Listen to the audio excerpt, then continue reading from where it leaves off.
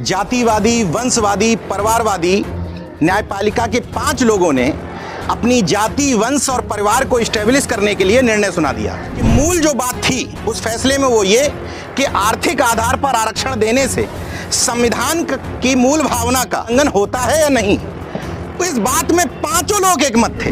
लेकिन एग्जाम से घबराते क्यों हो? अगर इतनी योग्यता है तुम में जन्म पर आधारित, तो घबराते क्यों हो? जितने भी चीफ जस्टिस बन रहे हैं वो एक ही बात बोलते हैं, पता है मेरा बाप कौन है। वहाँ इसी हिसाब से तय हो रहे हैं, मेरे बाबा ये थे, मेरे पिता ये थे और अब मैं ये हूँ। इसलिए जब इन घरों में बच्चा पैदा होता है, इन तथाकथित मानियों के घरों में, तो नर्स कहती है बधाई हो, जस्टिस पैदा हुआ है। ऐसा हुआ इसलिए क्योंकि इस सम्मानित धरती के मिलॉर्ड्स को हमने चुनौती नहीं दी। ये समय है कि इस झूठी पवित्रता को भंग करना ही पड़ेगा।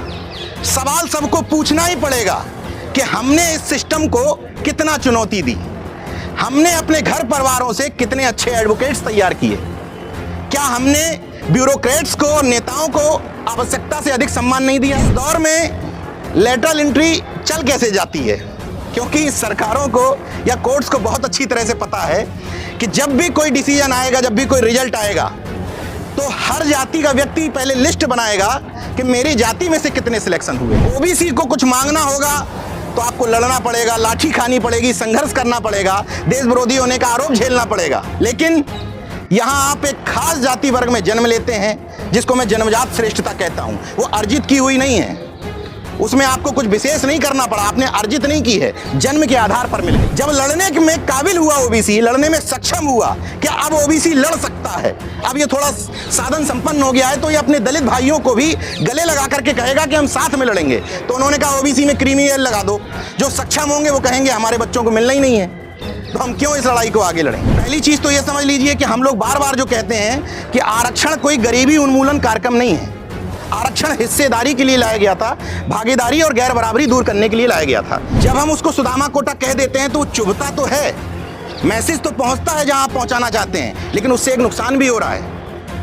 वो मुस्लिम भाई जो उसमें शामिल हैं वो अपना सर्टिफिकेट ही बनवाने नहीं जा रहे हैं, उनको पता है कि ये सुदामा कोटा है। उत्तर प्रदेश में मुस्लिमों के उस सवर्ण कोटे के तहत सर्टिफिकेट ही नहीं बन रहे हैं।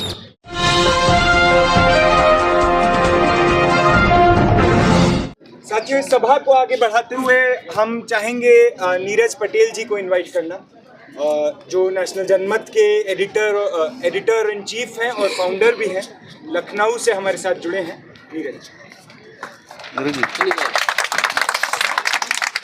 शुक्रिया आयशा का और आप सभी लोगों का कि इस बेहद महत्वपूर्ण मसले पर आप लोगों ने कम से कम ये यूनिटी दिखाई कि यहाँ पर सभी लोग इकट्ठे हुए। कुल मिलाकर के कोर्ट में हुआ क्या? सुप्रीम कोर्ट में जातिवादी, वंशवादी, परिवारवादी न्यायपालिका के 5 लोगों ने अपनी जाति, वंश और परिवार को स्टेब्लिश करने के लिए निर्णय सुना दिया। हुआ ये, और 3 के मुकाबले 2 से आप ये चुनाव हार गए। जब उस डिसीजन को आप करीब से पढ़ते हैं तो समझ में आता है कि 2 लोगों को महिमा मंडित और स्थापित करने के लिए कहा जा रहा है कि 2 लोग उस फैसले के खिलाफ में थे। जब उस फैसले को ठीक से पढ़ते हैं तो समझ में ये आता है कि मूल जो बात थी उस फैसले में वो ये कि आर्थिक आधार पर आरक्षण देने से संविधान की मूल भावना का उल्लंघन होता है या नहीं। तो इस बात में 5 लोग एक मत थे। इस गौर से समझिएगा इस बात को। जो मूल बात थी उस फैसले की, उन 3 में से एक बात कि क्या संविधान का उल्लंघन हो रहा है या नहीं आर्थिक आधार पर देने पर, इसमें 5 लोग एक मत थे। विवाद किस बात पर था कि 50% का दायरा बढ़ाया जाए या नहीं, इस बात पे विवाद था। यानी कि एक ही जाति वर्ग से आए हुए लोग अपने परिवार के लोगों को स्टेब्लिश करने के लिए कोलोजियम सिस्टम का जब विरोध होता है, एक पत्रकार की हैसियत से जो समझता हूं निश्चित तौर पर विरोध होना चाहिए। मैं भी चाहता हूं दिल्ली यूनिवर्सिटी जैसी जगह पर इस शानदार कैंपस में खड़े होकर के कि योग्यता की बात करूं, लेकिन ये कैसी योग्यता है जो अपने आप में ही चुन लेते हो अपने परिवार के लोगों से, अपने वंश के लोगों से। मैं कहता हूं कि योग्यता की बात करता हूं। योग्यता की हिम्मत तुम में नहीं है। अगर योग्यता से चयन करने की हिम्मत है तो करवाओ ना सिलेक्शन, जैसे यूपीएससी में होता है। कुछ नॉर्म्स आपको बदलने हैं तो बदल सकते हैं कि 5 साल का प्रैक्टिस करने वाला, 10 साल का प्रैक्टिस करने वाला इस एग्जाम में बैठ सकता है, लेकिन एग्जाम से घबराते क्यों हो? अगर इतनी योग्यता है तुम में जन्म पर आधारित, तो घबराते क्यों हो कि विभिन्न वर्गों से लोग आएं? और जैसे सोचिए, इस देश में जो लोकल जुडिशरी सिस्टम है, जिसमें सीजीएम बनते हैं, जुडिशियल मजिस्ट्रेट बनते हैं, वहाँ पर सिलेक्शन काबिलियत के आधार पर होता है, परीक्षा के आधार पर होता है। लेकिन वो माननीय उच्च न्यायालय और सर्वोच्च न्यायालय, जहाँ पर बैठ करके देश की नीति का और नियत का फैसला होता है, वहाँ पर सीधे चुन लिए जाते हैं। जितने भी चीफ जस्टिस बन रहे हैं वो एक ही बात बोलते हैं, पता है मेरा बाप कौन है। वहाँ इसी हिसाब से तय हो रहे हैं, मेरे बाबा ये थे, मेरे पिता ये थे और अब मैं ये हूँ। इसलिए जब इन घरों में बच्चा पैदा होता है, इन तथाकथित मानियों के घरों में, जो मोरनी के आंसू से बच्चा पैदा करवा देते हैं, उन मानियों के घरों में जब बच्चा पैदा होता है तो नर्स कहती है बधाई हो, जस्टिस पैदा हुआ है। इसलिए इस दौर में ईडब्ल्यूएस की चर्चा तो करनी है, लेकिन साथ में उस मूल बात पर चर्चा करनी जरूरी है कि ऐसा हुआ क्यों। ऐसा हुआ इसलिए क्योंकि इस सम्मानित धरती के मीलॉर्ड्स को हमने चुनौती नहीं दी। हमने मान लिया कि मीलॉर्ड्स ने जो निर्णय दे दिया है, वो निर्णय पर कोई चुनौती नहीं दे सकता। इसलिए ये समय है कि इस झूठी पवित्रता को भंग करना ही पड़ेगा। सवाल सबको पूछना ही पड़ेगा कि ये मीलॉर्ड्स, ये कैसा निर्णय है।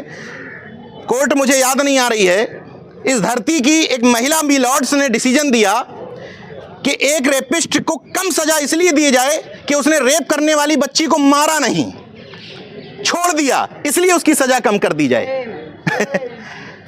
कोई कानून नहीं, कोई नियम नहीं, मैंने जो व्याख्या कर दी वही व्याख्या अब इस देश में चलेगी।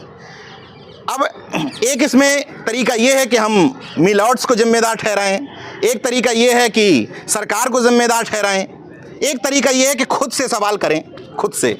मेरा तरीका ये है कि मैं खुद से सवाल करता हूँ कि हमने इस सिस्टम को कितना चुनौती दी, हमने अपने घर परिवारों से कितने अच्छे एडवोकेट्स तैयार किए, क्या हमने ब्यूरोक्रेट्स को और नेताओं को आवश्यकता से अधिक सम्मान नहीं दिया, क्या हमने उनको 10-10, 20-20 किलोमीटर दूर से रिसीव नहीं किया।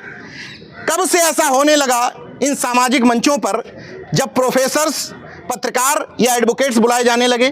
कुछ ही सालों की बात तो है। तो जो कुछ सालों में हो सकता था इस वर्ग से, जिसको आप कहते हैं कि लेखक, चिंतक और विचारक वाला वर्ग है, उस वर्ग से जो हो सकता था वो किया जा रहा है। एक और दूसरी दिक्कत है, इस दौर में लेटरल एंट्री चल कैसे जाती है, क्योंकि सरकारों को या कोर्ट्स को बहुत अच्छी तरह से पता है कि जब भी कोई डिसीजन आएगा, जब भी कोई रिजल्ट आएगा, तो हर जाति का व्यक्ति पहले लिस्ट बनाएगा कि मेरी जाति में से कितने सिलेक्शन हुए हैं। तो जब आप जातिवार लिस्ट बनाते हैं अपने सिलेक्शन की, तो वो लिस्ट छोड़ देते हैं कि कितने नहीं हुए हैं। आपके अपने भाई लोग, मैं सवर्णों की भी बात करता हूं, जहां पर अन्याय होता है वहां पर भुक्तता सवर्ण भी है। जब किसी व्यक्ति का भ्रष्टाचार से सिलेक्शन होता है तो वहां जिसका नहीं हुआ होता है वही असली हकदार होता है, चाहे सवर्ण हो और चाहे इनके शब्दों में अवर्ण हो, कोई हो, चाहे ओबीसी, एससी, एसटी वर्ग का हो या जनरल वर्ग का हो। उत्तर प्रदेश से मैं आता हूं, वहां विभिन्न विश्वविद्यालय कैंपस पर लगातार निगाह रखता हूं, तमाम प्रोफेसर्स मेरे संपर्क में हैं। वहां जब भी अन्याय होता है तो जिसका सिलेक्शन नहीं होता है वो इन चारों ही वर्गों से होते हैं। ऐसा नहीं है कि इस अन्याय में, इस भ्रष्टाचार में केवल ओबीसी, एससी, एसटी नुकसान उठा रहा है, वो भी उठा रहे हैं, लेकिन बोलेंगे नहीं क्योंकि उनका कोई ना कोई भाई आ जा रहा है गेटिंग सेटिंग के लिए। इसलिए हम सब की एक जिम्मेदारी है और लोगों को बोलना है। मैं तो सर के साथ चला आया, रतनलाल सर के साथ, उन्होंने कहा कि बात रखनी है। केवल एक अनुरोध करता हूं कि हम सब लोग जो अब सो कॉल्ड बहुत जागरूक हो गए हैं, एक्टिविस्ट हो गए हैं, उन सब से कहना चाहता हूं कि अपने अपने जाति के खांचे से, पैमाने से बाहर निकलो। बहुत अच्छी तरीके से सरकारों को और कोर्ट को पता है कि प्रोफेसर साहब का नुकसान करना है तो इन्हीं की जात वाली दूसरे को लाभ दे दो, इनका गला भी उतार दो, लोग उनको माला पहनाने में व्यस्त हो जाएंगे, भूल जाएंगे कि इनके साथ क्या हुआ। जब भी वो कोई अन्याय करते हैं तो उसके साथ में किसी न किसी को कोई रेवड़ी जरूर पकड़ाते हैं और हम उन रेवड़ियों के चक्कर में पड़ के लिस्ट बनाते हैं, हमारी जात के कितने आईएएस हो गए, हमारी जाति के कितने सिलेक्शन हो गए, लेटरल एंट्री में कितने खत्म हो गए, ये कोई मतलब नहीं। अभी उत्तर प्रदेश में यूपी पीसीएस का रिजल्ट आया, उस रिजल्ट में सबका फोकस इतना था कि हमारी जाति वाले कितने हो गए, इनमें हम कितनों को 50 लाख और 1 करोड़ में खरीद करके शादियां करवा सकते हैं। ये फोकस किसी का नहीं था कि कितने पद छुपा लिए गए, कितने और ओबीसी एससी वर्ग के लोग नहीं हो पाए, इस पर फोकस किसी का नहीं रहता है। ईडब्ल्यूएस पर चर्चा हो रही थी, मैं उसी चर्चा पर लौट करके आता हूं। विडंबना देखिए इस देश में, ओबीसी को कुछ मांगना होगा तो आपको लड़ना पड़ेगा, लाठी खानी पड़ेगी, संघर्ष करना पड़ेगा, देश विरोधी होने का आरोप झेलना पड़ेगा, कंप्रोमाइज करना पड़ेगा अपने संसाधनों से, अपने घर परिवार से। लेकिन और हाँ, जब आपको मिल भी जाएगा, मान लीजिए मंडल आयोग की सिफारिशें उन्होंने कह दिया कि 10 साल बाद कि चलिए लागू करते हैं 90 में, तो भी 2 साल इंतजार करना पड़ेगा माननीय कोर्ट का, कि माननीय कोर्ट कहेगी तब हमें कुछ मिलेगा। लेकिन यहाँ आप एक खास जाति वर्ग में जन्म लेते हैं, जिसको मैं जन्मजात श्रेष्ठता कहता हूँ, वो अर्जित की हुई नहीं है, उसमें आपको कुछ विशेष नहीं करना पड़ा, आपने अर्जित नहीं की है, जन्म के आधार पर मिल गई है। अर्जित श्रेष्ठता किसी भी जाति में हो, मैं उसका सम्मान करता हूं, लेकिन जन्म आधारित श्रेष्ठता का मैं खंडन करता हूं, कतई नहीं पसंद करता। तो जिनको जन्म से आधारित वो श्रेष्ठता मिली, उनको कुछ भी प्रूफ नहीं करना है, उन्होंने उसमें जन्म लिया और उसी के आधार पर यह तय हो गया कि अब आगे क्या क्या कर सकते हैं, क्या क्या बन सकते हैं। इसलिए ये ईडब्ल्यूएस के सिस्टम में ओबीसी को आपने एक क्लॉज लगा दिया, ओबीसी में आपने कहा कि ये क्रीमी लेयर वाले हैं। जब लड़ने में काबिल हुआ ओबीसी, लड़ने में सक्षम हुआ, क्या अब ओबीसी लड़ सकता है, अब ये थोड़ा साधन संपन्न हो गया है, तो ये अपने दलित भाइयों को भी गले लगा करके कहेगा कि हम साथ में लड़ेंगे। तो उन्होंने कहा ओबीसी में क्रीमी लेयर लगा दो, जो सक्षम होंगे वो कहेंगे हमारे बच्चों को मिलना ही नहीं है, तो हम क्यों इस लड़ाई को आगे लड़ें। तो जब आप आर्थिक आधार पर कर रहे हैं आरक्षण, ओबीसी को करने के लिए 2 साल लटकाया, जब ईडब्ल्यूएस की बात आती है तो आनन फानन में 24-36 घंटे में सब कुछ हो जाता है, राष्ट्रपति के यहां से मोहर भी लग जाती है। हैरत ये देखिए कि कोर्ट में केस चलते रहते हैं, लेकिन एक भी दिन स्टे नहीं दिया जाता ईडब्ल्यूएस पे, और सिस्टम में बैठे हुए लोग 5-5, 10-10 साल पहले के जो वैकेंसी है उनमें कहते हैं कि पीछे से लाओ और ईडब्ल्यूएस को फायदा दो। आपको हर चीज में मांगना है, आज भी आप मांगने की स्थिति में हैं, लेकिन उनको बिना मांगे, बिना धरना प्रदर्शन किए सब कुछ मिल जाना है, क्योंकि ये जाति का सिस्टम उसी हिसाब से डिजाइन किया गया है। यही सारी बात आप लोगों से करना चाहता था। मेरा नेस इनकम ज्यादा है, इसको कम कर देना चाहिए। ईडब्ल्यूएस रहे लेकिन इसको कम कर दे, 1-2 लाख कर दे तो ठीक है ना? आपको क्या कहना है? नहीं, बिल्कुल ठीक नहीं है। संविधान की अगर हम बात करते हैं, छोटी मोटी समझ है, वकील साहब लोग खड़े हुए हैं, उसमें कहीं भी आर्थिक शब्द नहीं था, उसमें था सामाजिक और शैक्षणिक रूप से पिछड़े। तो सामाजिक और शैक्षणिक रूप से पिछड़ों को दीजिए, जब आर्थिक उसमें आधार नहीं था। तो अब ये नई, आप इस बात को समझिए कि जब ओबीसी कहता है, एससी कहता है कि भाई जातिवार जनगणना कराओ, जितनी हमारी संख्या है उतना रिजर्वेशन दो, तो क्यों नहीं करा रहे हो आप? हम मना कर रहे हैं क्या? कोई यहाँ ओबीसी का व्यक्ति मना कर रहा है क्या कि जातिवार की जनगणना ना कराओ? कोई बहुजन समाज का व्यक्ति कहता है जातिवार जनगणना मत कराइए? आप कराइए ना। जातिवार जनगणना कराने के बाद आपने 10% दिया, ओबीसी ये तो क्लियर है 1931 की जनगणना के हिसाब से कि 50% से ऊपर है, फिर 27% क्यों? जब ओबीसी अपना हक मांगने जाता है तो आप कहते हैं कि 50% का क्लॉज टूट रहा है, और जिस वर्ग को देना होता है वो मांगता भी नहीं है, फिर भी आप 60% दे देते हैं, उसमें कोई क्लॉज नहीं टूट रहा है। पहली चीज तो ये समझ लीजिए कि हम लोग बार बार जो कहते हैं कि आरक्षण कोई गरीबी उन्मूलन कार्यक्रम नहीं है। आरक्षण हिस्सेदारी के लिए लाया गया था, भागीदारी और गैर बराबरी दूर करने के लिए लाया गया था। एक बात आप खुद समझिए कि भारत में गरीब अमीर के हिसाब से भेदभाव है या फिर जातियों के हिसाब से भेदभाव है? जनरल में पैदा हुआ वो पिछड़ा नहीं हो सकता है उसके घर कोई कमाने वाला ना हो, वो पिछड़ा हो, उसी को संसाधन न मिले, वो ऊपर तक पहुंचे। बिल्कुल सहमत हूँ। आप जातिवार जनगणना कराइए, जितने उनमें से पिछड़े हैं उतना % दे दीजिए। 10% किस आधार पे दिया? ब्राह्मण भी है, ठाकुर भी है। बिल्कुल है। एक अंतिम बात बोल देता हूँ, नहीं मुद्दा भटक जाएगा। एक महत्वपूर्ण बात बोल देता हूँ, नहीं मैं भूल जाऊंगा। जब हम ईडब्ल्यूएस कोटे को सुदामा कोटा कह देते हैं, ये गौर से समझिएगा इस बात को, मैंने अभी रास्ते में सोचा एक बात चर्चा करते हुए, जब हम उसको सुदामा कोटा कह देते हैं तो चुभता तो है, मैसेज तो पहुंचता है जहां आप पहुंचाना चाहते हैं, लेकिन उससे एक नुकसान भी हो रहा है।